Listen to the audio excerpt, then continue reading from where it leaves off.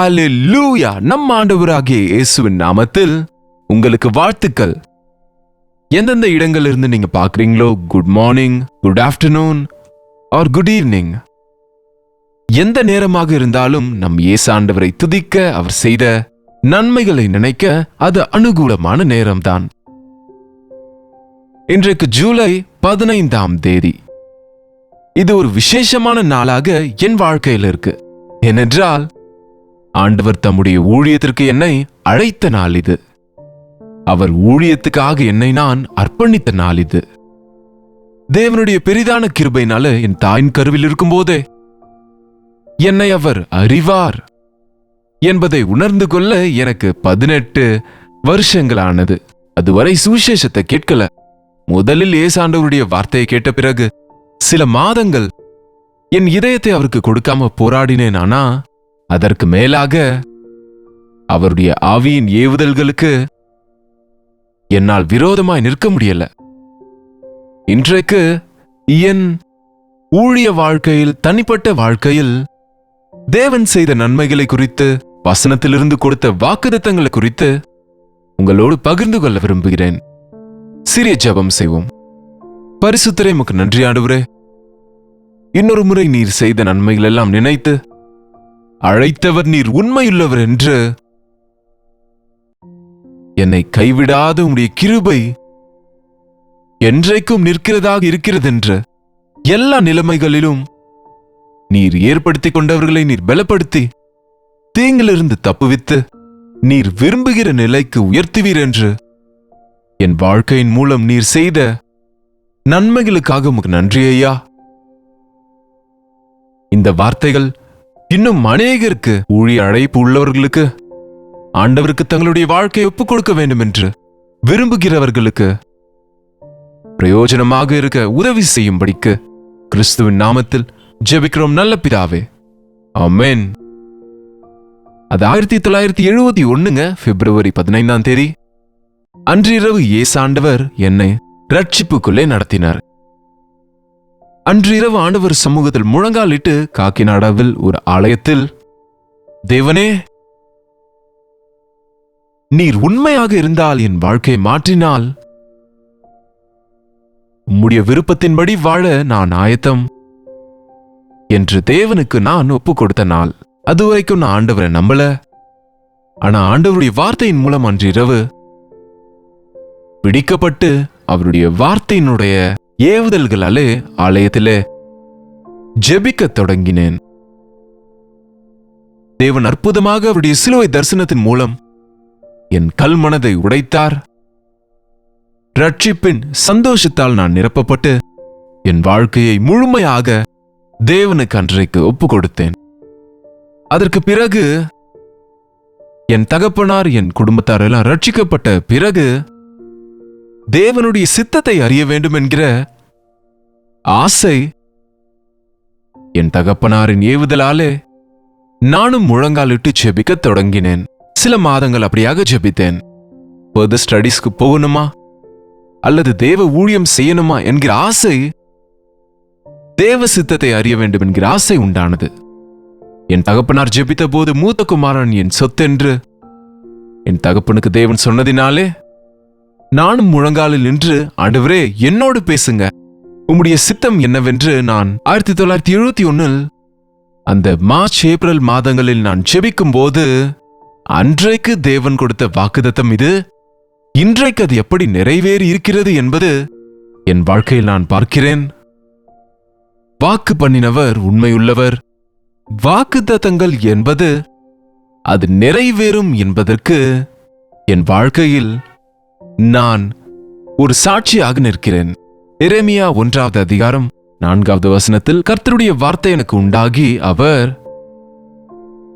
நான் உன்னை தாயின் வயிற்றில் உருவாக்கும் முன்னே உன்னை அறிந்தேன், நீ கர்ப்பத்திலிருந்து வெளிப்படும் முன்னே நான் உன்னை பரிசுத்தம் பண்ணி உன்னை ஜாதிகளுக்கு தீர்க்கதரிசியாக கட்டளையிட்டேன் என்றார் என்று தேவன் தெளிவா சொன்னாருங்க. ஆனால் அன்றைக்கு அது எனக்கு புரியவில்லை. ஒரு ஊழியக்காரனா, ஒரு இவாஞ்சலிஸ்டா, அந்த காலத்துல பாஸ்டர்ஸ்னா பைய மாட்டிக்கொண்டு திரியறவங்கன்னு அநேகர் அலட்சியம் பண்ணுவாங்க. எவ்வளவு பெரிய பாஸ்டராக இருந்தாலும் அந்த சின்ன சபைக்கு, அந்த சின்ன ஊழியத்திற்குள்ளேயே இருப்பாங்க. ஆனால் தேவனுடைய எண்ணங்கள் எவ்வளவு பெரியதென்று இன்றைக்கு சோசியல் மீடியாவின் மூலம் இவ்வளவு விரிவான ஊழியத்தை செய்வதை தேவன் அன்றைக்கே ஏற்பாடு செய்திருக்கிறார் என்று உணரும்போது தேவனை துதிக்கிறேன். தேவனுடைய ஊழியத்துக்காக என்னுடைய வீட்டை, என் குடும்பத்தை, என் படிப்பை எல்லாவற்றையும் விட்டுவிட்டு காக்கிநாடாவில் ரொம்ப ஆடம்பரமாக வளர்ந்த நான் மெட்ராஸுக்கு பைபிள் ட்ரைனிங்காக வந்தேன். அந்த பைபிள் ட்ரைனிங் தியாலஜி மட்டும் கிடையாது, அது பிராக்டிக்கல், சீஷனாக்கும் பயிற்சி. நான் என்கிற உணர்வை கொள்ளுவது, சுயத்தை சிலுவையில் அறைவது, வாலிப வயதில் வாலிப இச்சைகளிலிருந்து விடுவிக்கப்பட்டு ஆண்டவருக்கு ஜெபிக்கிறவர்களோடு ஊழியம் செய்வது, தேவனுடைய ஆலயத்தின் வேலைகளை செய்வது, கிட்டத்தட்ட 10 வருஷம் என் வாழ்க்கையில் தேவனுடைய ஆலயத்திலேயே இருந்து ஆலயத்தின் வேலைகளையும் ஊழியங்களும் செய்து கொண்டு சென்னையில் தெருக்களில் சென்று சுவிசேஷத்தை அறிவிக்கிற பாக்கியம், ஆவிக்குரிய விதத்தில் நான் ஸ்திரப்படுவதற்கு, உள்ளான மனுஷனில் நான் பரிசுத்தப்படுவதற்கு, ஆத்துமாக்களின் ரட்சிப்புக்கான ஆவல் உண்டாவதற்கு நான் வாசித்த மிஷனரி பயோகிராபிஸ், நான் முழங்காலில் நின்று கற்றுக்கொண்ட தேவ வசனத்தின் சத்தியங்கள் என்னை ஆயத்தப்படுத்தினது என்ற விஷயம் அதற்கு பின்னர் வரை எனக்கு புரியவில்லை. 10 வருஷம் ஆனாலும் இன்னும் ஆலயத்தில் வேலைக்காரனை போலவே இருக்கிறேனே என்று சில நேரம் கவலைப்பட்டிருக்கேன். சாத்தான் அனுப்பின அந்த சோதனையை விசுவாசத்தின் மூலம், ஜெபத்தின் மூலம் ஜெயித்து கொண்டு, ஆண்டவரே நிஜமான ஊழியத்துக்கு அழைத்தீங்களா? ஊழியம் என்றால் ஆலயத்தில் இப்படி வேலை செய்வது தானா என்று கேட்டபோது ஆண்டவர் எனக்கு ஒரு வாக்கு கொடுத்தாரு. வாக்குதத்தங்களோடு தாங்க இந்த ஊழியத்தில் நான் நின்று கொண்டிருக்கிறேன். ஆண்டவருக்காக நான் வாழவும் முடிகிறது. சாமுவேலின் 2வது புத்தகத்தில் 22ஆம் அதிகாரம் 2ஆம் வசனத்தில் வாசிக்கிறேன், கேளுங்க. ஒடுக்கப்பட்டவர்கள், கடன்பட்டவர்கள், முறுமுறுக்கிறவர்கள் யாவரும் அவனோடே கூடிக்கொண்டார்கள். அவன் அவர்களுக்கு தலைவனானான். யாராம்? ஒடுக்கப்பட்டு இருக்கிறவர்கள், கடன்பட்டவர்கள், சமாதானம் இல்லாமல் இருப்பவர்கள் அவனோடு கூடி வந்தார்கள். அவன் அவர்களுக்கு தலைவனானான். கிட்டத்தட்ட 400 பேர் இருந்தார்கள் என்ற வாக்குத்தத்தத்தை பிடித்துக்கொண்டு மெட்ராஸ்ல இருக்கிற ஸ்லம்ஸ்ல இருக்கிற அநேக தெலுங்கு மக்களிடம் சென்று, அப்போது எனக்கு அந்த அளவுக்கு தமிழ் வராததினாலே தெருக்களில் நின்று தேவனுடைய சுவிசேஷத்தை அறிவிப்பது, வீடு வீடாக சென்று அழிந்து போகிறவர்களுக்காக செபிப்பது, அநேக வாலிபர்களை ஆண்டவர் சமூகத்துக்கு நடத்துவது, அந்த தெருக்களில் நடந்த மீட்டிங்ஸில் தேவனுடைய சமூகத்தால் பெரிய எழுப்புதல் காரியங்கள் நடப்பது, குடிகாரர் மாறுவது, விபச்சாரர் மாறுவது, வாலிபர் நோக்கத்தை பெற்று ரட்சிக்கப்படுவது. இன்றைக்கும் சென்னையில் எங்களுக்கு ஒரு சின்ன சபை இருக்கிறது என்றால், அன்றைக்கு பிரசவ வேதனையோடு சம்பாதித்த ஆத்துமாக்கள், அவர்களின் பிள்ளைகள், அவர்களின் பிள்ளைகளின் பிள்ளைகள். தேவன் எவ்வளவு பெரியவர்! ஒடுக்கப்பட்டவர்களுக்கும், கடன்பட்டவர்களுக்கும், முறுமுறுக்கிறவர்களுக்கும் நீ தலைவன் என்றார். அது எனக்கு புரியவில்லை. ஆனா அந்த ஏழைகள் நடுவே ஊழியம் எவ்வளவு பாக்கியமோ! எத்தனை விசுவாச போராட்டங்களை, விசுவாச விஷயங்களை, பாடங்களை கற்றுக்கொள்ள உதவியா இருந்ததோ, இன்றைக்கு ஒவ்வொருவரின் கஷ்டத்தை புரிந்து கொள்ளக்கூடிய அந்த நிலைமைக்கு, மனுஷரின் இடுக்கண்களை புரிந்து கொள்ளக்கூடிய, பாரத்தோடு அவங்களுக்காக ஜெபிக்கக்கூடிய மனதை தேவன் எனக்கு கொடுத்திருக்கிறாரு. முதல் 10 வருஷங்கள் அப்படி போன பிறகு, ஆண்டவரே இவ்வளவுதானா, அடுத்து என்ன என்ற நிலைமையில் அவர் இன்னொரு வாக்குத்தத்தத்தை கொடுத்தாரு. தூர தீப வாசிகளிடத்துக்கு உன்னை நான் அனுப்புகிறேன் என்று. அதேதோ இங்கிலாந்துக்கோ, அமெரிக்காக்கோ, மற்ற தேசத்துக்கோ என்று நினைத்தேன். ஆனா தேவன் என்னை அனுப்பினது தமிழ்நாட்டில் நீலகிரி மலைகளில், புட்டல்ஸ் ஆஃப் தி நீல்கிரிஸ்ல இருக்கிற இருளர் மக்களிடத்திற்கு சுவிசேஷத்து நிமித்தம் ஒரு சுவிசேஷகனாக நான் அனுப்பப்பட்டேன்.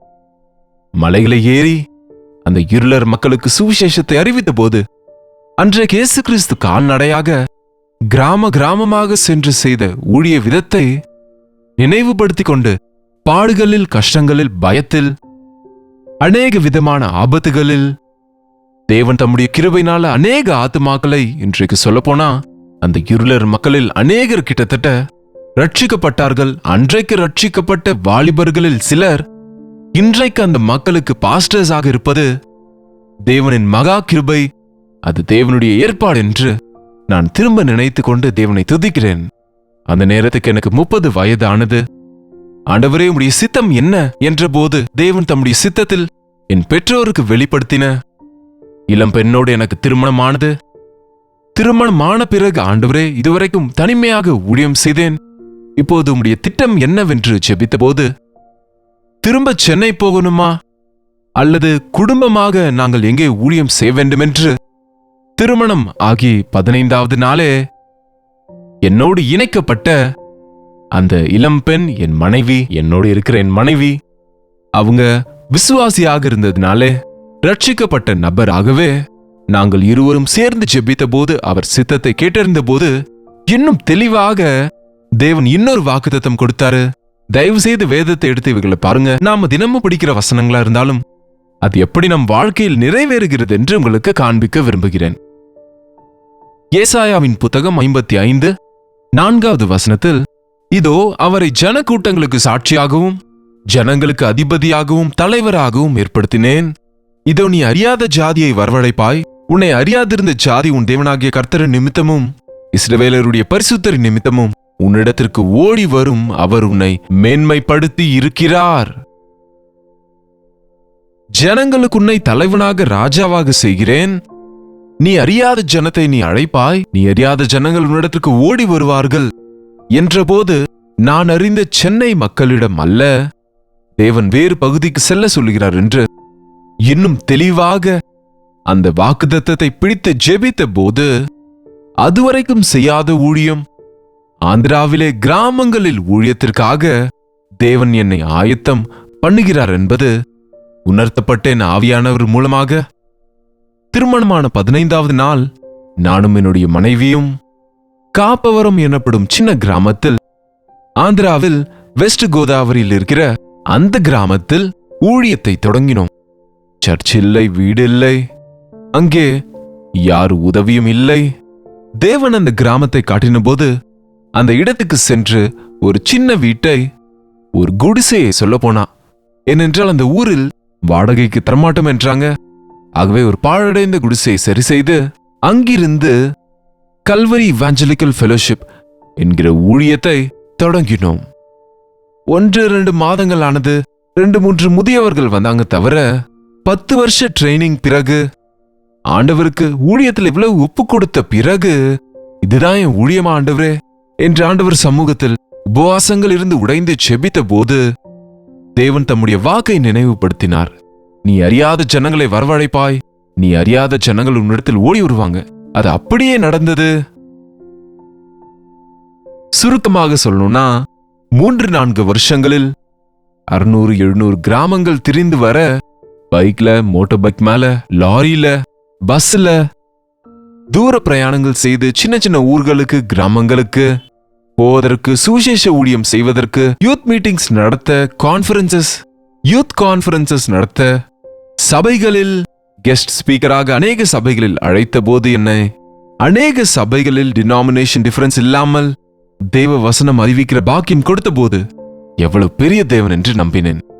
அதுபோல தேவ கிருபையில் ஜெபிக்க ஜெபிக்க படிப்படியாக தேவன் தம்முடைய சித்தத்தை வெளிப்படுத்தி என்னை அழகாய் நடத்தினாரு. என்னுடைய 40 வயது வரைக்கும் கூட நான் செய்த ஊழியம் வெளி உலகத்துக்கு தெரிய வரவிட்டாலும் அநேக ஆத்துமாக்களுக்கு ஆசீர்வாதமாய் செய்தார் என்பது இன்றைக்கும் சாட்சிகளை கேட்கும்போது, எங்களுடைய பாட்டி, எங்களுடைய தாத்தா எங்களை கர்த்தரிடம் நடத்தினாங்க, உங்களுடைய வசனத்தினாலே உங்க கூட்டங்களில் அல்லது உங்க டிவி ப்ரோக்ராம்ஸ் பார்த்து அல்லது உங்க இதழ வாசிச்சு பலப்பட்டாங்கன்னு சாட்சி சொல்லும் போது, கர்த்தருக்குள் பிரயாசம் வீண் அல்ல என்று அறிந்து உறுதிப்பட்டவர்களும் அசையாதவர்களும் கர்த்தருடைய கிரியையில் பெருகுகிறவர்களாய் இருப்பீர்களாக என்ற வசனத்தை நினைவு கூறுகிறேன். நிச்சயமா நமக்கு எதுவானாலும் வீணாகலானா கர்த்தருக்காகப்பட்ட பிரயாசம் வீணாகாது. எதன் மேலாவது அதிகமா இன்வெஸ்ட் பண்ணா நஷ்டமாக வாய்ப்பு இருக்கானா, ஆத்துமாக்களுடைய ரட்சிப்புக்காக நாம செலவு செய்கிற பணமாவது பிரயாசமாவது எப்போதும் வீணாகாது என்பது அப்படியே என் வாழ்க்கையில நிறைவேறுகிறது பார்த்து என் ஆண்டவரை கனப்படுத்துகிறேன். என் 40 வயது அப்போது தேவன் திரும்ப கோ பேக் டு சென்னை என்று சொன்னாரு. சோ திரும்ப இந்த மெட்ராஸ் பட்டணத்திற்கு வந்தேன். அப்போ சென்னை என்று மாத்திட்டாங்க மெட்ராஸை. அப்பொழுதே தேவனுடைய பெரிய கிருபையினால திருமணமாகி 3 வருஷங்களிலேயே 3 பிள்ளைங்க பிறந்தாங்க.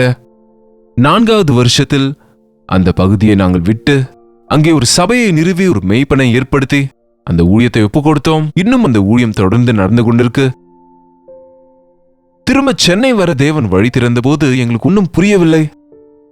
இந்த பகுதிக்கு நாங்கள் திரும்பி வந்தபோது தேவன் ரீச் த அன்ரீச் என்ற வார்த்தை எங்களுக்கு காண்பித்து, கிறிஸ்துவின் நாமம் அறியாத இடங்களில் சுவிசேஷத்தை நான் அறிவித்தேன் என்ற பவுலின் வார்த்தைகளின் மூலம் இன்னொருவரின் அஸ்திபாரத்தின் மேல் கட்டாமல் இயேசுவை அறியாதவர்களிடம் செல்ல தேவன் தந்த ஏவுதலாலே இந்த பக்கம் சித்தூர், உதயகிரி மற்றும் நெல்லூர், இந்த சென்னை சுற்றி இருக்கிற சூலூர்பேட்டை சொல்லிக்கொண்டே போனா சுற்றி இருக்கிற அநேக கிராமங்களுக்கு இங்கிருந்து சுவிசேஷ ஊர்வலங்கள் செய்து சிதறி போன அன்றைக்கு சம்பாதித்த ஆத்மாக்களை சேகரித்து ஒரு சிறிய ஷெட் போட்டுக்கொண்டு, பிளாட்ஃபார்ம் மேல ஷெட் போட்டுக்கொண்டு இந்த மெட்ராஸிலே ஊழியத்தை தொடரும்படியாக இருந்தது.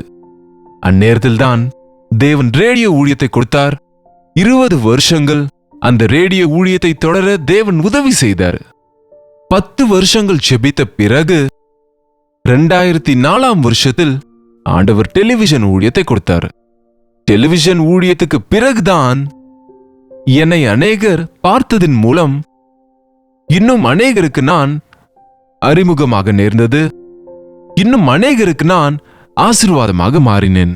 அதுவரை சொல்லப்போனால் எனக்கு 54 வயது வரைக்குமே நான் செய்த ஊழியம் யாரிடத்திற்கு சென்றேனோ, எந்த கிராமத்திற்கு சென்றேனோ, எந்த சபைக்கு சென்றேனோ அங்கே மட்டுமே ஆசீர்வாதமாக இருந்த ஊழியத்தை ரேடியோ மூலம் 33 தேசங்களுக்கு, அதன் பின்பு தொலைக்காட்சி மூலம் முக்கியமாக ஆந்திர பிரதேசத்தில் இருக்கிற ஒவ்வொரு இடத்திலும் இருக்கிற தெலுங்கு மக்களிடத்திலே ஆசீர்வாதமாக செய்தார்.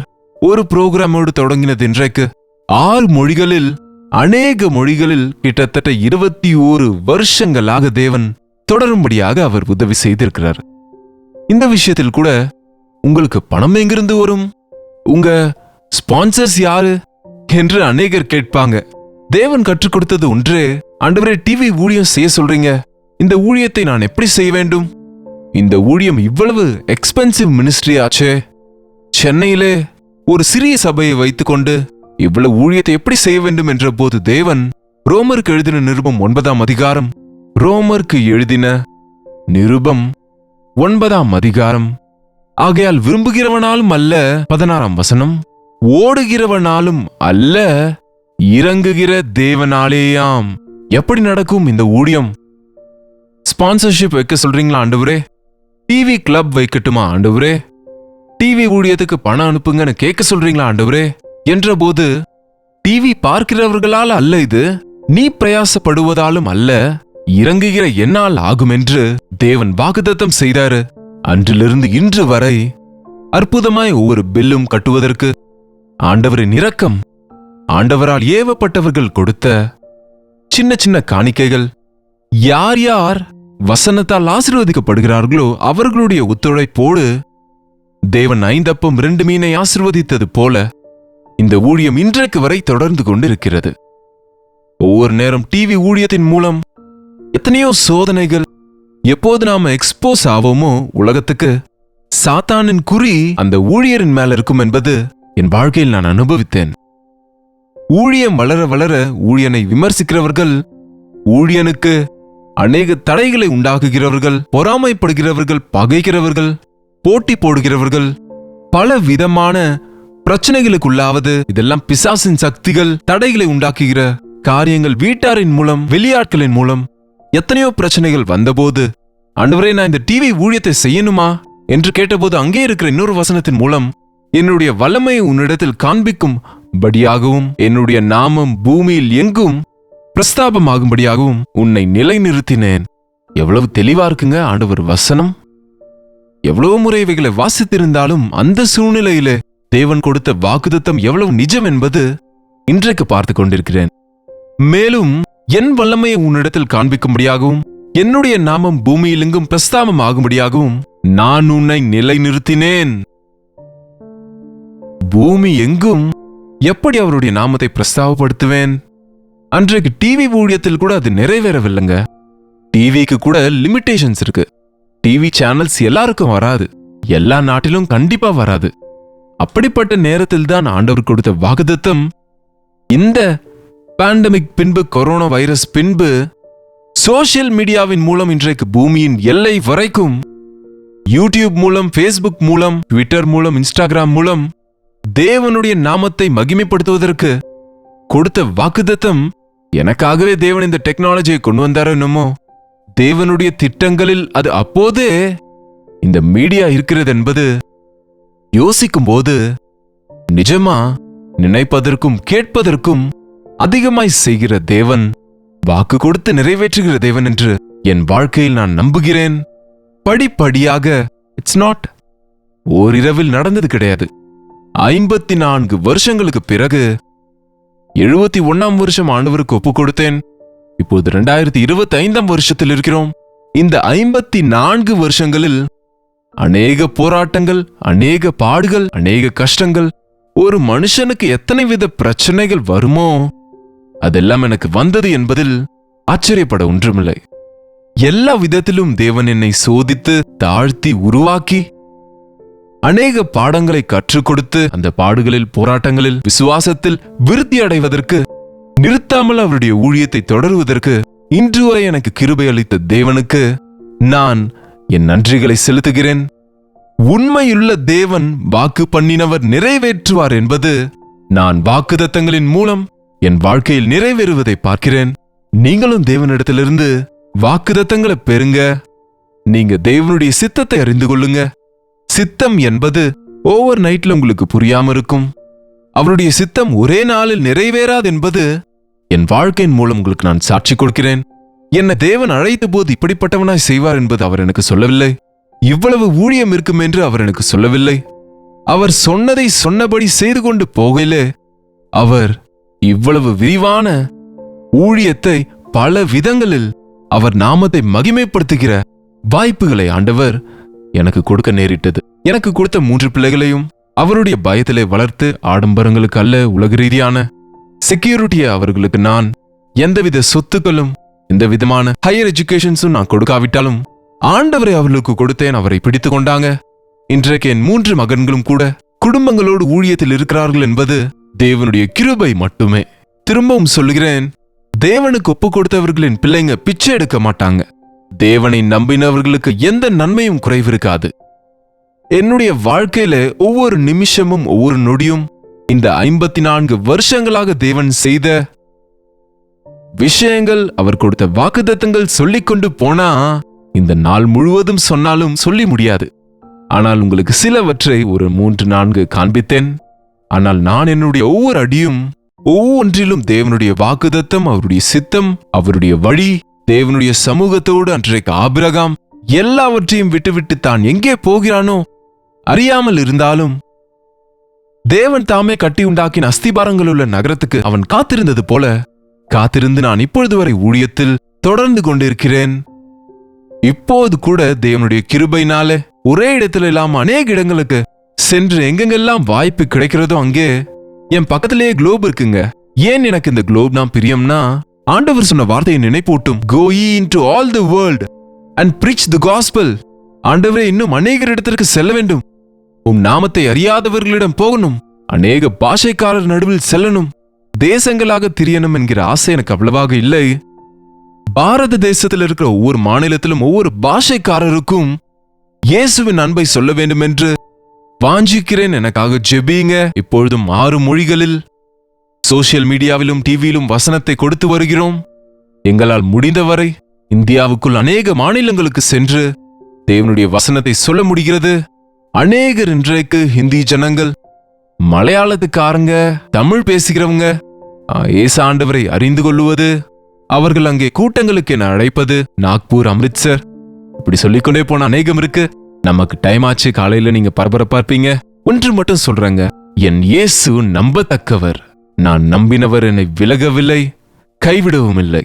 எல்லா போராட்டங்களிலும், தீங்கிலும், நன்மையாயினும் தீமையாயினும் இயேசுவுக்கே என் வாழ்க்கையை ஒப்பு கொடுத்ததுனால நஷ்டங்கள், கஷ்டங்கள், பாடுகள், நிந்தைகள், வலிகள், அவமானங்கள் உண்டான போதும் இயேசுவையே பார்த்து கொண்டு சிலுவை எடுத்துக்கொண்டு அவரை பின்பற்ற தேவனின் சமூகத்தில் வாலிப வயதிலேயே நான் செய்த தீர்மானம், மோசே பெரியவனான போது அநித்தியமான பாவ சந்தோஷங்களை அனுபவிப்பதை விட தேவ ஜனங்களோடு துன்பத்தை அனுபவிப்பது நலம் என்ற வார்த்தை அப்படியே என்னுடைய வாலிப வயதெல்லாம் பைபிள் காலேஜில் என்னை நான் ஒப்பு கொடுத்து தியாகத்தோடு கொஞ்சமாய் சாப்பிட்டு கொஞ்சமாய் தூங்கி அதிகமாய் தேவனுக்காக உழைப்பதை நான் கற்றுக்கொண்டேன். அதுபோல தேவனுக்காக உலக ரீதியாக பெரியோர்களிடத்திலே செல்ல வேண்டும் என்கிற ஆசை இல்லாமல் சாதாரண மக்களிடையே சுவிசேஷத்தை அறிவிக்க வேண்டும் என்று, சாமானியரின் கஷ்ட நஷ்டங்களை அறிந்து அவர்களை கிறிஸ்துவின் அன்போடு நேசிக்க வேண்டும் என்று நான் வாஞ்சிக்கிறேன்.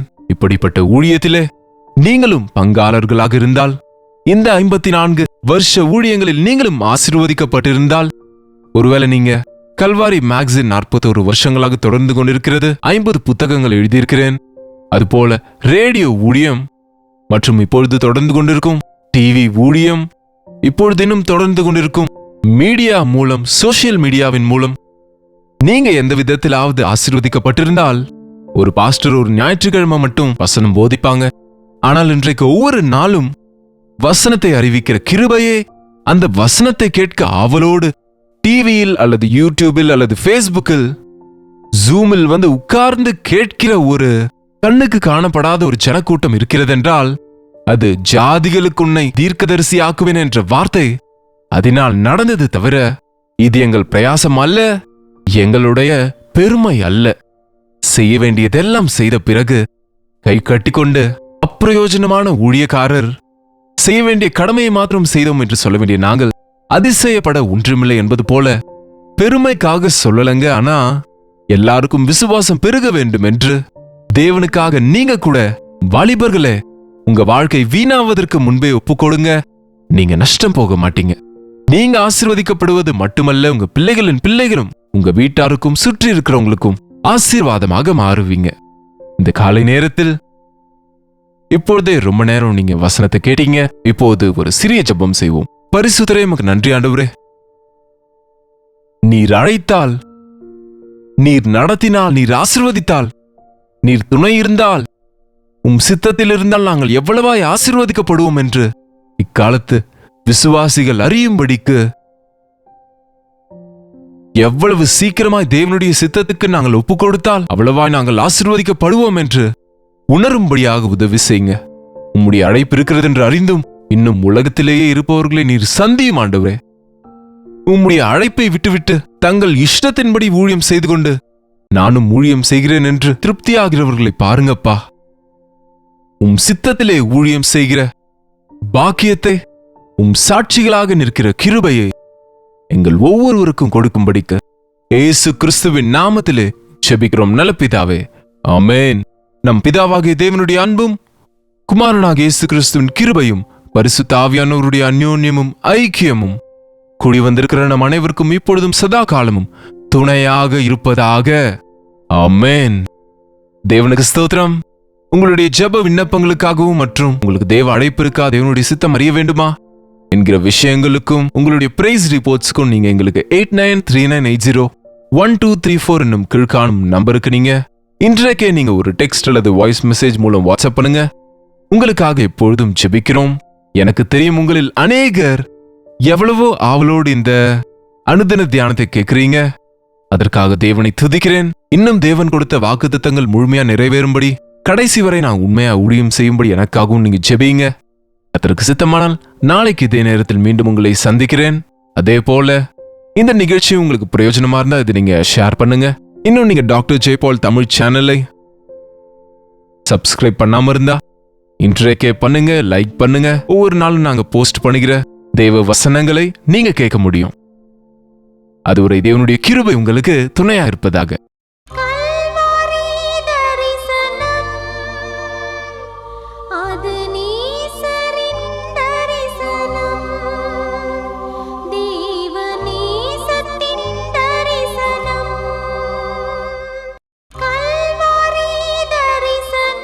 ஒவ்வொரு நாளும் வசனம் தியானிப்பேன், ஒவ்வொரு காலையிலும் உம்மை சந்திப்பேன்.